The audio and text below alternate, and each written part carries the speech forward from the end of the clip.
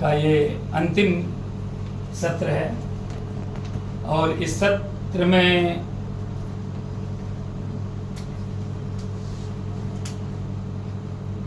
एक राष्ट्र के विविध रूप हमें देखने के लिए मिले। एक तरह से मैं इसे कहूँ तो एक भारत श्रेष्ठ भारत की परिकल्पना को चरितार्थ करने वाला ये सत्र रहा। कश्मीर से लेकर पांडुचेरी तक, कन्याकुमारी तक सारे प्रांत नहीं बल्कि अलग अलग भाषाओं से जुड़े हुए जो संत परंपरा है उसको लेकर यहाँ बात प्रस्तुत की गई। सामने बैठे हुए आदरणीय शाही जी, जोशी जी, मंजुला देसाई जी, रीता कुमार जी और प्यारे भाई और बहन, वस्तुतः कबीर को लेकर तमाम तरह की चर्चा पिछले 500 वर्षों से चल रही है और फिर भी कबीर इस तरह से अपने पूरे दमखम के साथ खड़े हैं कि अब तक हम उन्हें समझने की कोशिश कर रहे हैं।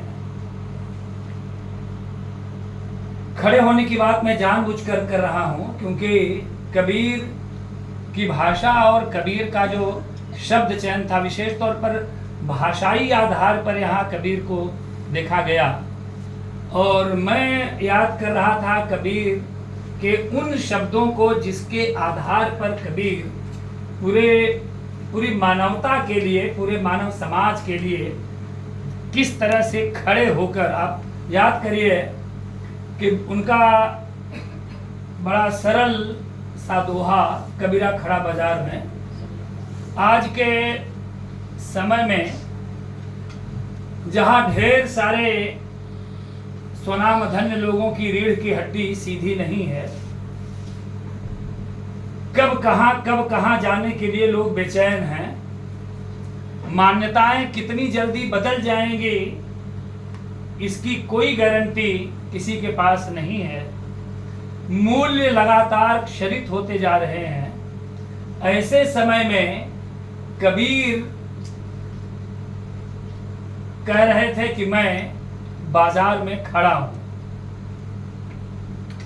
ये मुझे लगता है कि कबीर उस समय पूरी भारतीयता को सन्नद्धता के साथ, दृढ़ता के साथ पैर मजबूत करके खड़े होने की बात कर रहे थे ताकि हम अपनी अस्मिता को, अपनी भारतीय अस्मिता को, अपनी ज्ञान परंपरा को शिद्दत के साथ लोगों के सामने प्रस्तुत कर सकें, क्योंकि जब तक हम खड़े नहीं होंगे, दृढ़ता हम में नहीं आएगी,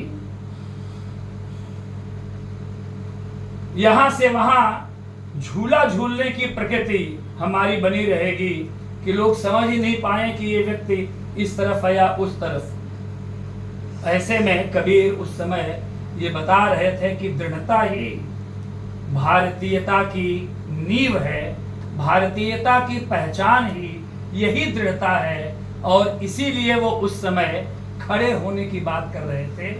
मुझे लग रहा है कि वो हमसे, आपसे भी यही अपेक्षा आज कर रहे हैं कि हम भी उसी मूल्यवत्ता के साथ, उन्हीं नैतिक मूल्यों के साथ, उसी भारतीय परंपरा, उसी भारतीय ज्ञान परंपरा की श्रेष्ठता के साथ, अपनी अस्मिता के साथ खड़े रहें, दृढ़ता के साथ खड़े रहें, ये बताने के लिए कि हाँ, ये मेरा भारत है, ये मेरी अस्मिता का द्योतक है। कबीर के, अगर मैंने भाषा की बात शुरू की तो मेरे ख्याल से भाषा को ही लेकर मैं 5 मिनट अपनी बात केवल रखूंगा। आप देखिए कि जिस तरह की बात वो करते हैं, उस तरह की भाषा और उस तरह के शब्द, जब वे सहज यानियों से कुछ लेकर सहज साधना की बात करते हैं तो उनके शब्द, उनकी भाषा उस सहज साधना की भाषा हो जाती है। और जब वे नाथ संप्रदाय के हठ योग के प्रभाव को लेकर अपने हठ योग की बात करते हैं, तब उनकी भाषा उसी यौगिक शब्दावली की, उसी उलटबासी की हो जाती है, उसी घेरंड संहिता की भाषा हो जाती है, जहां हम लोग आज भी पढ़कर समझने की कोशिश करते हैं और ढेर सारे मामलों में उलझ कर रह जाते हैं। ऐसी यौगिक शब्दावली की तरफ कबीर हमें लेकर जाते हैं, ये बताने के लिए कि हमारे विचार, हमारे सिद्धांत और हमारे मूल्य हमारी भाषा और हमारी प्रस्तुति के माध्यम से प्रकट होते हैं। वे अपनी भाषा पर जब आते हैं, एक तरह से अपने दर्शन की तरफ आते हैं, तो उनका हीरा कहीं खो गया है, जिसे उन्होंने अपनी खूंट में बांध रखा है। मोरा हीरा हेरायल जैसे शब्दों पर चले आते हैं। वो हीरा, वो राम का हीरा, वो रामत्व का हीरा, वो भारतीय मूल्यों का हीरा, जो दर्शन के आधार पर जिस शंकर के अद्वैतवादी दर्शन को लेकर वो चल रहे थे, उस ब्रह्म सत्य का हीरा उनका कहाँ खो गया है, इसकी बात करने लगते हैं और बड़े बेचैन से हो जाते हैं कि वो हीरा कहाँ खो गया, कैसे मैं उस हीरे को प्राप्त करूं।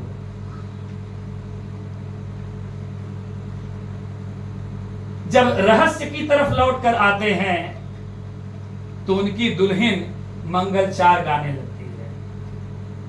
दुल्हन गावहु मंगलचार, मोरे घर आए राजा राम भरतार। उनके राम भरतार बनकर, पति बनकर, उनके प्रिय बनकर उनके साथ आते हैं और उनकी सभी ज्ञानेंद्रियां दुल्हन की तरह मंगलचार गाने लगती हैं।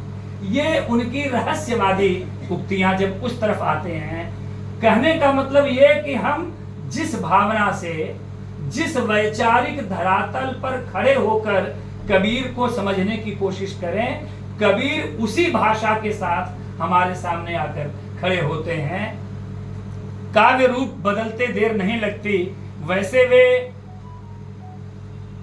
शब्द और रमैनी, अपनी शब्द और रमैनी को लेकर ज्यादा दृढ़ हैं, लेकिन अपनी दृढ़ता के साथ वे समाज की साखी बनकर जब प्रस्तुत करते हैं, समाज के साक्षीदार होकर जब अपनी साखियां लेकर प्रस्तुत करते हैं, तो उनकी भाषा उतनी ही सरल हो जाती है। माटी कहे कुम्हार से, तू क्यों रोदे मोह, जैसी भाषा का प्रयोग वे करने लगते हैं। जब वे समाज के साक्षी बनते हैं, तब काव्य रूप बदलते हैं जब, तो हमन है इश्क मस्ताना, हमन दुनिया से यारी क्या की बात करने लगते हैं। वो इश्क मस्ताने की बात करने लगते हैं, उस दीवानेपन की बात करने लगते हैं कि जिस दीवानगी के सामने अल्लाह का नूर बरसने लगता है, राम का वो रामत्व बरसने लगता है, वो ब्रह्म का सत्य अहम ब्रह्मास्मि टपकने लगता है। कबीर हमें उस तरफ भी ले जाते हैं जब हम इस तरह की बातों को लेकर चलते हैं। लेकिन जब समाज में उलझन आती है,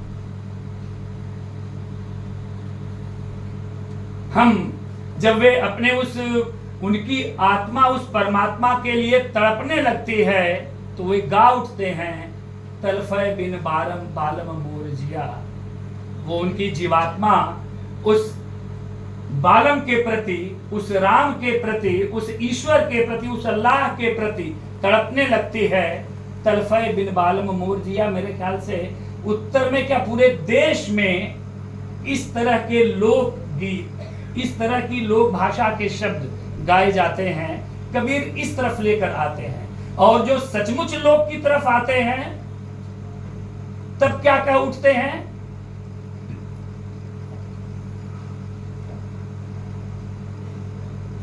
कैसे दिन बीती हैं जतन बताए जा, कैसे दिन बीती हैं। एही पार गंगा ओही पार जमुना, बीचवा मड़ैया हमका छवाए जा, कैसे दिन बीती है। आज के संदर्भ को देखते हैं, 21वीं सदी के उलझन को देखते हुए 600-500 साल पहले वो कबीर चिंतित थे कि कैसे दिन बीतेगा। आज उनकी उस तड़प को हम आज महसूस कर रहे हैं कि कैसे दिन बीतेगा। जो बोलता कुछ और है, करता कुछ और है। जिसको हमने गुरु माना है वो गुरु घंटाल बनकर शहर में घूम रहा है। जिसके प्रति हमारा पूरा विश्वास है वो हमारा विश्वास तोड़ने के लिए सारे उपक्रम करने को तैयार है। क्या आज हम आप इस बात को लेकर तड़प नहीं रहे हैं? क्या हमारा स्थान कहां है, हमारा दिन कैसे बीतेगा, इस बात को लेकर परेशान नहीं है? कबीर अपने समय सबका उत्तर देते हुए, क्योंकि उत्तर प्रदेश में पैदा हुए थे, सबका उत्तर देते हुए जीवन के सारे प्रश्नों की आकुलता उनमें दिखाई देती है। साखियों को देखिए, सबक को देखिए, रमैनी को देखिए, और जहां भी भाषागत इस तरह की बात आती है, वे दृढ़ता के किस तरह से खड़े रहते हैं। चादर बुनने की बात आती है, जो जीवन भर बुनते रहे बुनकरों की तरह, उन्होंने अपने जीवन की चादर कैसे बुनी है, उस ताने बाने को याद करिए। लेकिन उस ताने बाने से उन्होंने जिस जीवन की चादर को हमारे सामने प्रस्तुत किया, बहुत साफ साफ कह देते हैं, सुर नर मुनि तो जतन से उड़ी, जस की तस धर्म चले गए। हम अपनी इस जीवन की चादर को मैली न होने दें। सारे मूल्य, सारी नैतिकता, सारी वैचारिकता के साथ दृढ़ता से खड़े रहें।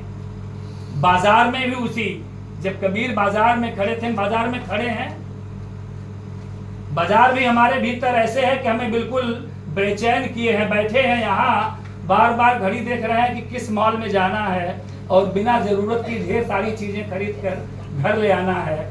घर ले आने के बाद और परेशान हो जाएं कि इसका करें क्या, क्यों लाएंगे, है कि नहीं? कबीर वो सारी चीजों की प्रश्नाकुलता कबीर में है, सारे उत्तरों के साथ। और मेरे ख्याल से हिंदुस्तानी प्रचार सभा ने ये कबीर के विचारों, उनके दर्शन, उनकी मूल्यों पर आधारित इस संगोष्ठी के माध्यम से हमसे आपसे यही कहने का एक अनुरोध हिंदुस्तानी प्रचार सभा का है। हम कबीर को पढ़ें, जानें, समझें और जीवन में उतारें। मुझे यहाँ बुलाया गया, इसके लिए बहुत बहुत धन्यवाद।